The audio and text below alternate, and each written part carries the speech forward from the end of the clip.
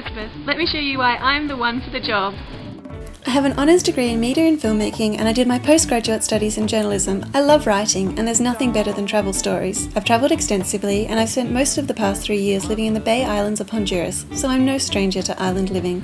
There I worked as a fully qualified scuba diving instructor, teaching people to dive on the Mesoamerican Barrier Reef, which is the second largest reef system in the world, second only to our very own Great Barrier Reef.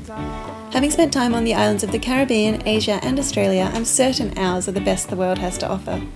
And with 900 islands stretching from the green turtle breeding ground of Bramble Key to the diver's paradise of Lady Elliot Island, I'd never run out of islands to explore. I'd love to share these islands with the entire world.